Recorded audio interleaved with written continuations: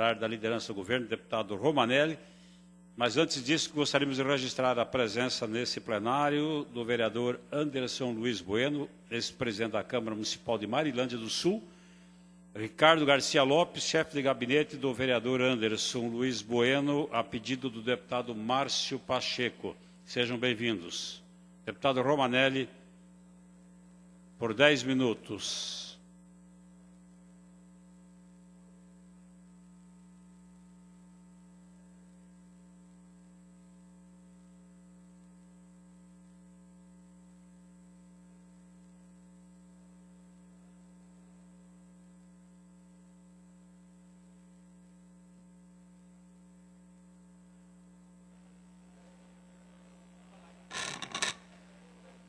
Alô? Pronto, senhor presidente, agora tem áudio para poder falar. Mas eu queria, retornando à tribuna, poder, de fato, dizer o seguinte. Eu ouço os pronunciamentos do deputado Tadeu Venere e tenho que reconhecer, deputado Tadeu Venere, que o debate político que tem que haver é o pautado pelo interesse público, sem dúvida nenhuma. Vou retornar à história do Luiz Aby. Ora, se o Luiz Aby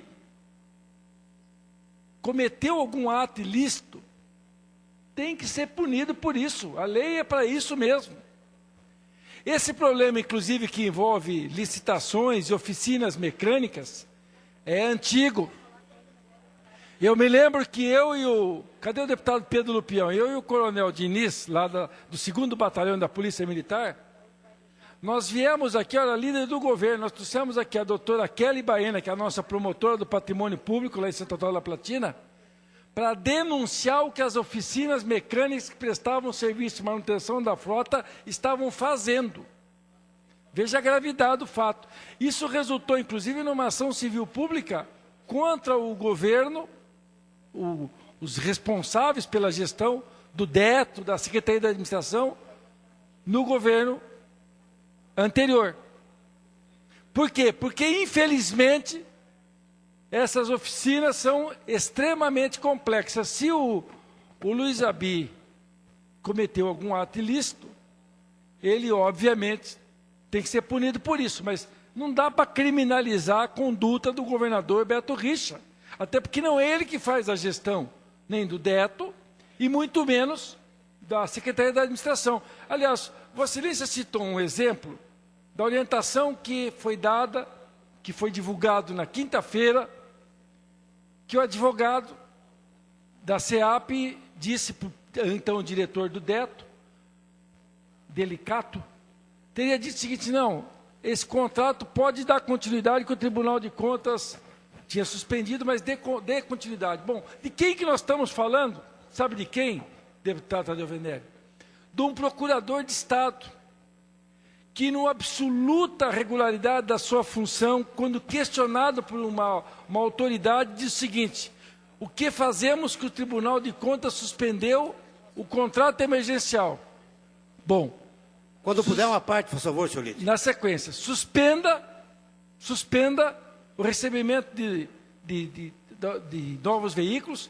Agora, os veículos que estiverem em manutenção, está lá a viatura da Polícia Militar, ou do Corpo de Bombeiros, ambulância do SIAT, está em manutenção. Vai fazer o quê? Vai parar a manutenção e devolver para algum lugar que não sei aonde? Não. Conclua, obviamente, o serviço que está sendo realizado e depois o Estado paga por indenização o serviço que foi especificamente realizado. Essa foi a orientação que o procurador de Estado deu. E por que eu estou dizendo que foi o doutor Cassiano Kaminski, que tem trabalhado conosco nesses projetos todos, e exatamente vi como ele ficou. Jovem ainda, uma pessoa íntegra como ficou ele, mas não é possível que eu seja tão desvirtuado aquilo que eu efetivamente dei de orientação em nome da PGE, tanto que a Associação dos Procuradores de Estado soltou uma nota em solidariedade ao colega que foi acusado, envolvido na situação pelo ex-diretor do DETO, que deve e pode, sei lá, o GAECO que vai dizer se ele cometeu ou não cometeu um ilícito, mas nenhum juiz ia dar uma ordem de prisão para o ex-diretor do DETO se ele não tivesse, evidentemente, indícios veementes de participação em algum tipo de conluio que pudesse beneficiar a famosa e famigerada oficina mecânica. O que eu quero dizer é o seguinte, uma coisa tem que separar, que são as ações de Estado e outros ilícitos que podem ser cometidos por um agente público. Pode acontecer, claro que pode, acontece isso às milhares de vezes no país inteiro, no governo federal, estadual, nos municipais. Isso, infelizmente, não é exceção, é regra, quase, do ponto de vista de ver essas denúncias. Agora, eu entendo assim, é que nós temos que tentar separar se aquilo que é tentar, de fato, imputar o governador Beto Richa como se ele fosse o responsável por alguém ter praticado um ato ilícito, não é possível isso. Tem que ter a responsabilidade objetiva do governante. Nós não podemos ficar numa ilação subjetiva, deputado Tadeu. Ao mesmo tempo, eu quero dizer, só deixa eu concluir um raciocínio, deputado. Eu quero dizer o seguinte, em relação à questão financeira do Estado, eu quero dizer que o pior já passou. Nós conseguimos colocar todos os salários em dia, para não dizer que todos 100%, falta um terço de um fracionamento que houve anterior do 13º salário, do 13º salário, de uma pequena parcela de servidores que estavam no QPPE, mas que o Estado colocou em dia o pagamento dos salários e tudo aquilo que nós, numa mesa de negociação, pactuamos com a PP Sindicato, com os sindicatos das universidades, tudo que foi pactuado está sendo cumprido, tudo. Então eu quero dizer o seguinte, deputado Tadeu e demais deputados, senhores deputados, aqui essa casa vai chegar agora ao projeto de lei que discute a questão da Previdência.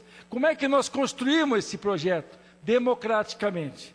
Um projeto que todos poderão, com boa vontade, deixando a política de lado, pensando no interesse público, votar no projeto que ele garante o fundo previdenciário, garante equilíbrio atuarial e financeiro, garante solvência de 29 anos e mais, faz um aporte de R$1 bilhão no fundo, não é isso?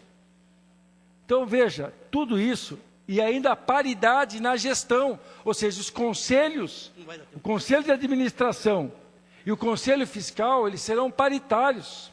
5 do poder dos governamentais, 5 dos servidores no Conselho de Administração, 2 do Poder Executivo, 1 do TJ, 1 do MP e 1 da Assembleia, e 5 servidores escolhidos pelas entidades representativas.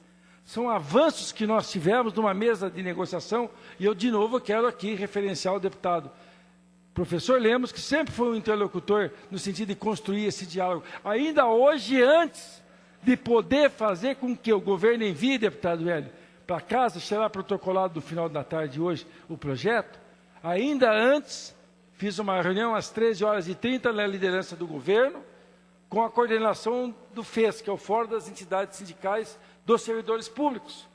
Para quê? Para que nós pudéssemos validar tudo aquilo que foi acatado de emenda, que não foi também, obviamente.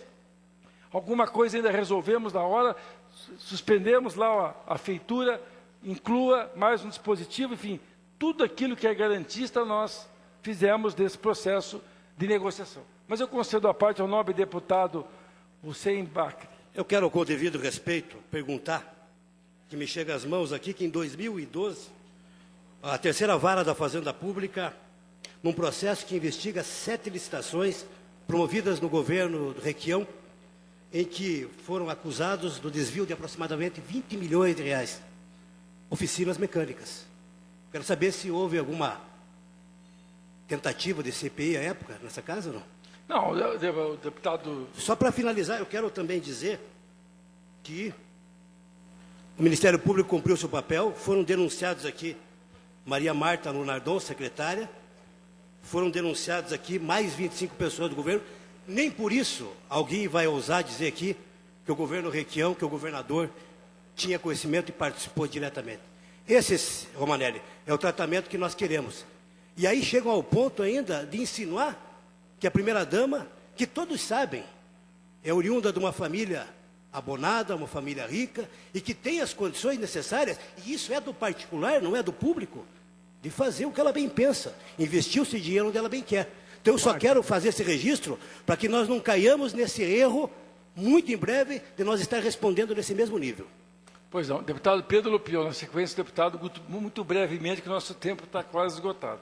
Deputado Romanelli, apenas indo na esteira do que disse o deputado Russen, o seu pronunciamento anterior a esse, que tratava da questão da dona Fernanda Richa, eu não consigo conceber a possibilidade de que a história de uma mulher que, comprovadamente, inclusive recebendo premiações internacionais pelo trabalho que fez na área social aqui na nossa capital e no governo do Estado, só na capital do Estado, 60% de redução de pobreza através dos programas sociais elaborados pela, então, secretária, presidente da FAS aqui em Curitiba, Fernanda Richa, sejam jogados no lixo por uma matéria tentando vincular a uma das sócias, eram 5 sócios, na tal da Universidade de Londrina, em um período em que, no finalzinho da década de 90, havia um boom de universidades, abriram-se inúmeras universidades particulares em todo o país, a de Londrina foi apenas uma delas, e justamente como disse o deputado Russen, todos nós sabemos a história da Fernanda, a família de onde ela veio, herdeira de uma das maiores fortunas do estado do Paraná, tem todo o direito.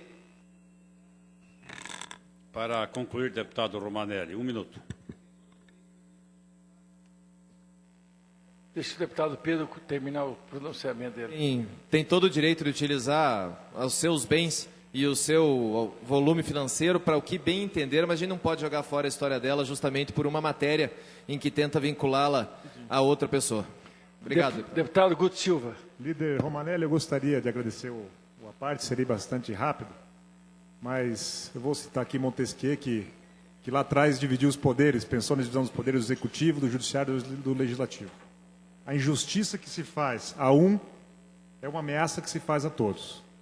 Eu gostaria apenas de reforçar o discurso dos meus colegas, Vossa Excelência, sobre a questão da Fernanda, que tem colocado na vala comum um nome, tentando fazer conexões, fazer ilações, porque é uma relação privada e não cabe agora o momento criarmos factóides, vinculando um grupo de investimentos, 5 ou 6 sócios, colocar o nome da secretária. Deputado Romanelli, para concluir, deputado Tadeu já está de olho em mim. Eu concluo, Excelência, mas acho que o seu pronunciamento é o seguinte: infelizmente, deputado Tadeu, a gente vive numa época de assassinato da reputação das pessoas. Isso é fruto de um modelo de mídia, né, dos neocons. O fato é isso. Se assassina a reputação da pessoa, ela é condenada, é linchada publicamente, sem dever nada. Infelizmente, isso tem acontecido em nosso país e eu acho que vai piorar. Obrigado.